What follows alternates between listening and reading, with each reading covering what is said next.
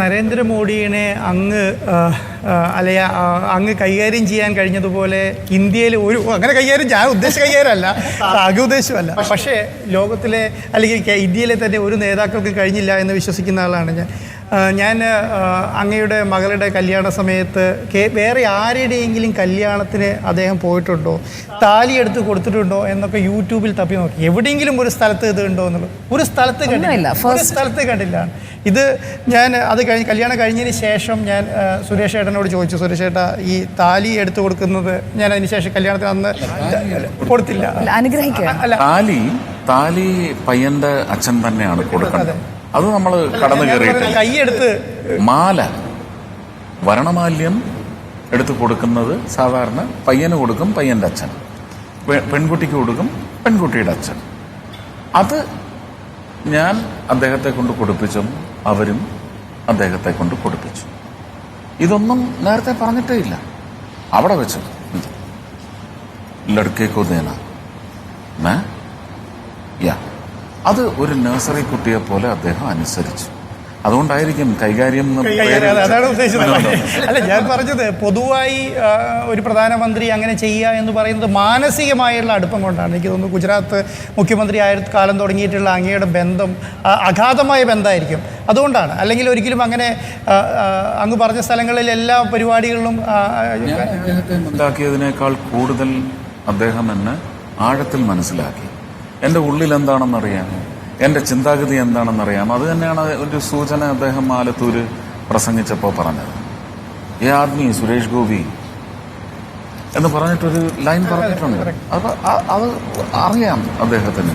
Swachh Bharat mission എന്ന് പറയുന്നതിന്റെ ബീജം പാകുന്നത് ആദ്യത്തെ മീറ്റിംഗിലാണ്. 2014 മാർച്ച് 5 ഞങ്ങൾ ആദ്യം കാണുമ്പോൾ അന്നാണ് സ്വച്ഛ് ഭാരത് മിഷൻ എന്നൊന്നും പേരൊന്നുമില്ല. പക്ഷെ ആ സംവിധാനം, അതായത് പെൺകുട്ടി ചെന്ന് കയറുന്ന വീട്ടിൽ ഒരു ശൗചാലയം ഉണ്ടാവണം എന്ന് പറയുന്ന കോൺസെപ്റ്റിൽ നിന്നാണ് അത് പ്രാവർത്തികമായി തുടങ്ങുന്നത്. അത് 2015 വരുന്നത്. പക്ഷെ ഞാൻ 2014 സ്വച്ഛ് ഭാരത് നടപ്പിലാക്കിയ ഒരു ആദിവാസി ഗ്രാമമുണ്ട്, പോങ്ങിൻചോറ്. ഇടമലയാർ സ്പില്ലിന് കുറച്ചകത്തോട്ട് പോകണം, 2 മണിക്കൂറകത്ത് ആനക്കാടാണ്. ഈറ ഇങ്ങനെ വകഞ്ഞു മാറ്റിയാണ് 4 വീല് പോകുന്നത്. അപ്പോൾ അവിടെ ഞാൻ ചെയ്തിട്ടുണ്ട്. ഒരു 35 ടോയ്ലറ്റ് പണിതിട്ടുണ്ട് ആദിവാസി ഊരിവിടെ അട്ടപ്പാടിയിൽ. അപ്പോൾ ഇതെല്ലാം എൻ്റെ ഒരു ഒരു ഒരു ഒരു എന്താണ് ഒരു ഇൻഡിവിജ്വൽ പ്രാപ്തിക്ക് ചെയ്യാവുന്നതേ എനിക്ക് ചെയ്യാൻ പറ്റിയിട്ടുള്ളൂ. പക്ഷെ ആഗ്രഹിച്ചിട്ടുണ്ട് ഇത് ഇന്ത്യയിൽ. ഒരുപക്ഷെ നമ്മൾ ട്രെയിനിലൊക്കെ പോകുമ്പോൾ കാലത്ത്, അല്ലെങ്കിൽ പൊള്ളാച്ചി ഭാഗത്തൊക്കെ ഞങ്ങൾ തെങ്കാശിപ്പട്ടണത്തിൻ്റെ ഷൂട്ടിങ്ങിന് ഉൾഗ്രാമങ്ങളിലേക്ക് രാവിലെ 4 മണിക്ക് പോകുമ്പം പെട്ടെന്ന് സ്ത്രീകൾ എഴുന്നേറ്റ് നിൽക്കുന്ന കാണാം. അപ്പോൾ സംയുക്ത അടുത്ത് ആരോ പറഞ്ഞ് കളിയാക്കിയിരുന്നു, സംയുക്ത വരുന്നത് അറിഞ്ഞിട്ട് അവർ തൊഴുക എഴുന്നേറ്റ് ഭയങ്കര ബഹുമാനത്തിൽ എന്നൊക്കെ പറഞ്ഞ് അന്ന് ഈ എന്താണ് ഒരു ഡയറക്റ്റ് റോളുകളൊക്കെ ഒരുപാടുണ്ടായിരുന്നു. ആ എഴുന്നേറ്റ് നിൽക്കുന്നത് പെട്ടെന്ന് ഈ വണ്ടിയുടെ ലൈറ്റ് തന്നെ അടിക്കുമ്പോഴേക്കും അവർ ഡ്രസ്സ് താത്തിയിട്ടിട്ട് എഴുന്നേറ്റ് നിൽക്കുന്നതാണ്. അപ്പം ഇത് തമാശയോടെ അന്ന് സംയുക്തയുടെ ഒരു കണക്റ്റിൽ അന്ന് നമ്മൾ ആസ്വദിച്ചു. തമാശക്കാരാണല്ലോ ആ പടത്തിലുള്ളത്. അപ്പോൾ അവരെല്ലാം ഇത് പറഞ്ഞു പൊട്ടിച്ചിരിക്കുകയായിരുന്നു.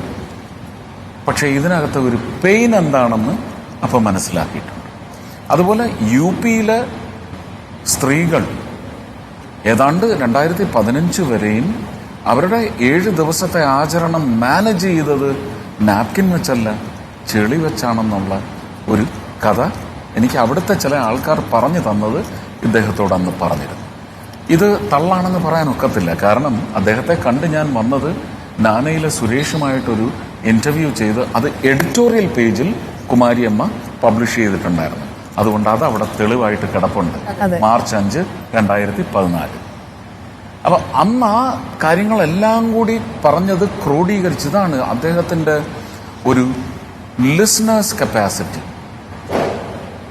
എന്തൊക്കെ ലിസൺ ചെയ്തോ അത് മുഴുവൻ സ്റ്റോർ ചെയ്യുന്ന ഒരു കപ്പാസിറ്റി. അമേസിങ്. അന്ന് പറഞ്ഞ പല കാര്യങ്ങളും ഇപ്പോഴും നടപ്പിലാക്കിക്കൊണ്ടിരിക്കുന്നുണ്ട്. അങ്ങനെ എന്നെപ്പോലെ എത്രയോ ആൾക്കാർ പറഞ്ഞത് അദ്ദേഹത്തിന്റെ ഡെവലപ്മെന്റ് പാതയിലുള്ള എല്ലാ ഇൻസ്റ്റലേഷൻസും, എല്ലാ ഇൻസ്റ്റിറ്റ്യൂഷണലൈസേഷനും എല്ലാം അദ്ദേഹത്തിന് കിട്ടിയ ഫീൽഡ് റിപ്പോർട്ടുകളിൽ നിന്നാണ് ഓരോരുത്തർ വന്ന് പറഞ്ഞത് കേട്ടത്. ആ കേട്ടത് സൂക്ഷിച്ചു വെച്ചത്, അതിന് മേലെ പണിഞ്ഞത് അത് തന്നെയാണ് വന്നത്.